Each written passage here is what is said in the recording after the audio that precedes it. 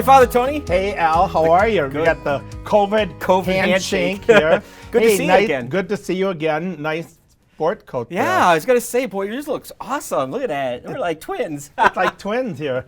Speaking of twin, Yeah. we are remembering today a twin. Right. Last time we got together, we talked about a different Catherine Drexel. Right. And today we're going to talk about Catherine of Siena, Yeah. who was really probably the preeminent figure in medieval Catholic theology. Oh, yeah. And so she, of course, was a reformer. She was a mystic. Right. And a doctor of the church. Yes. So what can you tell us about Catherine of Siena? Well, it's interesting. You said that she was a twin, and she was. She was the 24th of 25 children.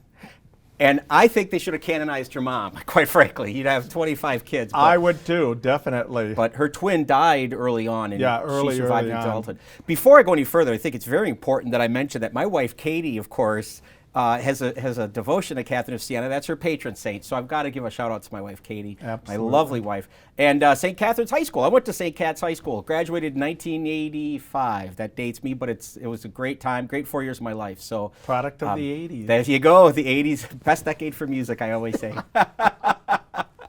Anyway, St. Catherine of Siena, like you said, she was a powerhouse. In 33 years of life, she was born in 1347. She died in 1380. Only 33 years, but boy, did she pack a lot in. Boy, did she ever. She was, as you said, she was a reformer. She was a diplomat. She was a self-taught woman. Women weren't educated at that time, so she taught herself how to read and then eventually how to write. She was a part of a group that was called the Mantelate, Right. which was a group that studied the Dominican spirituality. Right. And in that group, she learned how to read. Correct. And, today we would call her a Dominican tertiary. Yeah. So the Dominicans, it's important to know this, too, about her. Dominicans were a religious order founded by Dominic a century before her, and they were out in the world. So the friars are not like the brothers in a monastery. They were out in the world. And Yes. she would have been a sister out in the world, not a nun in a cloistered setting. So she was somebody who espoused the corporal works of mercy. She helped poor people. She helped sick people.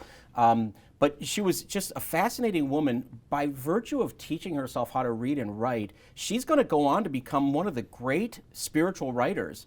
Thus being named a doctor, in doctor the church. of the church. But not so long ago, what, 1970? 1970 by Pope Paul VI. And what's interesting is, of the thousands of saints that we've had in our history, because you have to be a saint to be a doctor, of the thousands of saints, only 36 are doctors. So it's the cream of the crop, and of those, only 4 are women. Yep. But in 1970, the first 2 women doctors were recognized by Paul VI, and they were Teresa of Avila and Catherine of Siena.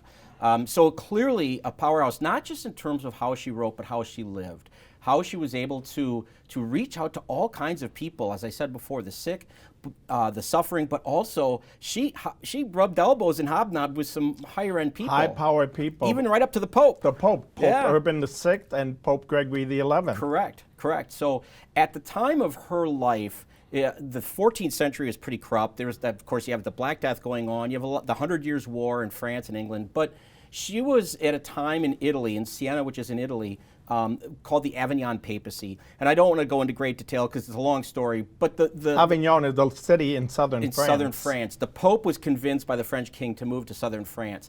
And this was a scandal because we're called Roman Catholics because we're based over the body of St. Peter, who was killed and buried in Rome.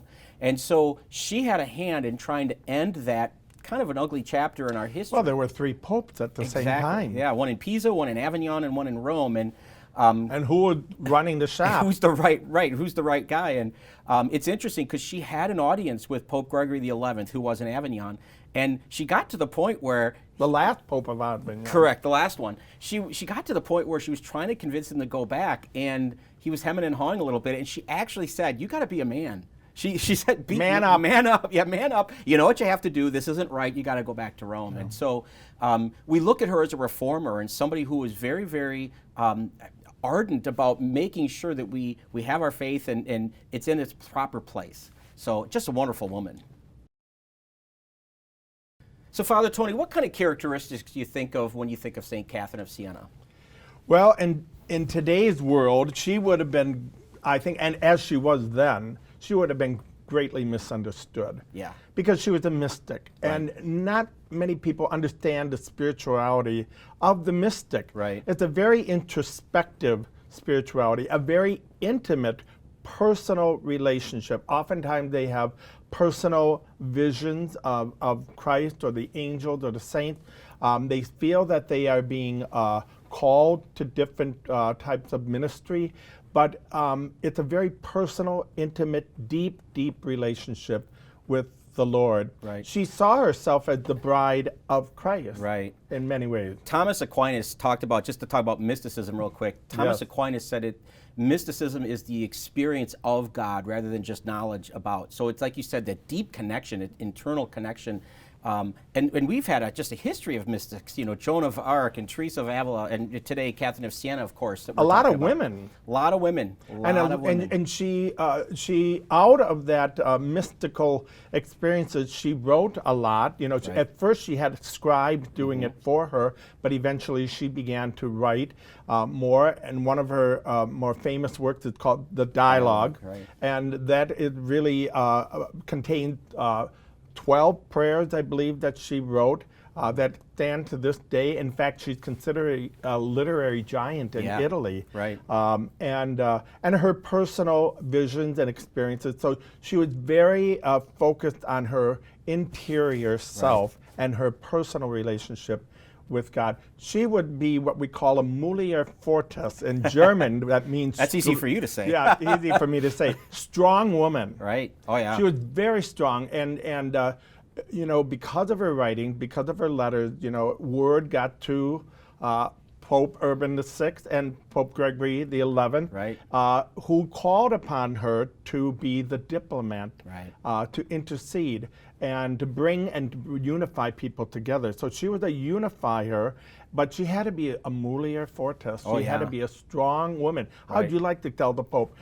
Be a Get your man. butt back Yeah, and exactly. get back to Rome and bring the church together. So she was a very strong woman, but very, very deep, intense spirituality and intimate with the Right. Lord.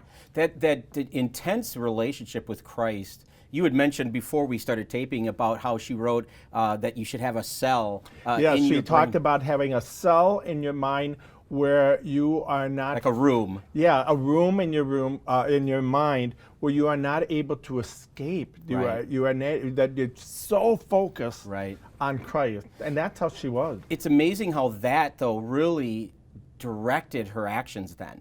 And that's true of most mystics. When they have that deep connection, Don't get in the way. Correct. And you talked about her being a strong woman. There's a quote that's attributed to her that says, "Speak with a million voices because silence will kill the truth." And I'm paraphrasing it, but it's something to that effect. And that deep sense of grounding spiritually really had to be a rudder for her, a guide for her in her actions. And it gave her credibility. Yeah, authority, good. Yep. Authority, and people listened to her. Right. And the supreme authority of the church The Pope. listened and said, "You know what? I need to pay attention to what you're Right. saying." Right. So so she was very strong woman and very introspective. Right. So Al, what kind of symbols and signs are often affiliated with St. Catherine of Siena? Well, there's several. She's almost always pictured with a lily, which is a universal symbol in iconography of purity, of virginity. The other things is, you mentioned she's a mystic, so she's oftentimes gazing at or looking at a crucifix. You can see the wounds in her hand because Stigmata. the stigmata that she received, which is one of the mystical experiences she is said to receive. Oftentimes you'll see a crown of thorns either on her head or above her head acting as a halo because, again, she had such this deep spiritual connection to the suffering of Christ. Those are the predominant things that you'll see. She'll usually be dressed in what looks like a black habit because, again, that's her connection to the Dominican order. The Dominican order wore black as opposed to like brown for the Franciscans. So those are the main symbols that we see affiliated with Catherine. So, Father Tony, how can we be guided by St. Catherine of Siena today? Well, in many ways, she was a diplomat. Yep. And it was at a time of the Western Schism, and there was a lot of division in the church in Europe at that time. Right. And she served as a mediator between these opposing vision, power, authority, and she was able to communicate with authority because of her mystical, personal, intimate relationship, as if Jesus was saying to them, Right. get your act together, Yeah. come together. So she was a mediator. Right. And in many ways, don't we need more mediation Yeah. these days? You know, Yeah. things are so very different, you know, in a COVID pandemic era in which there had been division, mask on, mask Right, off. right. You know, are you getting vaccinated? Are you not getting vaccinated?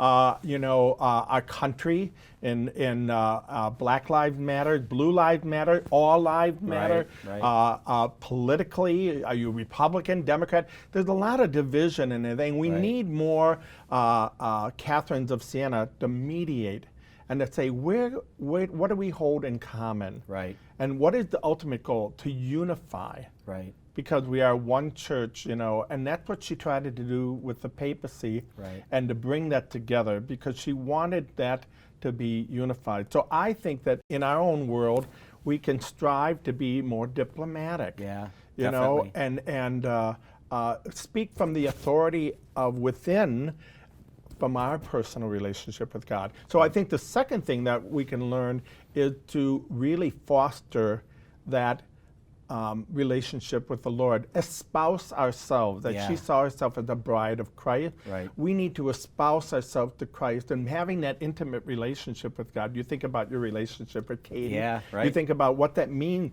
That means spending time. That means praying together. That means having that dialogue, that intimacy. Right. And if we have that intimacy, then we have the authority within us to speak and to act in the name of the kingdom. So, intimate, personal relationship with God, and be more diplomatic in Right. our relationship.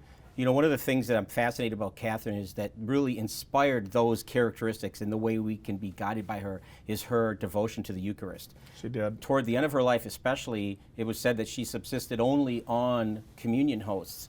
And she was so connected to Christ that that was enough to nourish her actions. It was the detachment Yes, correct. But of the things of this world and focusing only on what's Right. coming next. I love the idea of our being nourished by the Eucharist and the sacraments that we get in the church the way she did. Not to say that we should subsist only on communion hosts, No. but certainly to find nourishment and to find the strength that we need to be the diplomat, to have the intimacy with Christ that we're called to. So that's another way I think she's really profound. Absolutely. Yeah. Father Tony, this has been great. I appreciate the time. It's always great talking with you, but I love talking about the saints and St. Catherine of Siena in this case. And she's still relevant to us even to this day, yeah. all these years later. Definitely. And we're going to be talking again next time about... St. Damien of Molokai. Yes, and you've visited that place, so we'll talk a little bit about that next time. But in the meantime, remember, we don't need saints to reach God. God uses saints to reach us.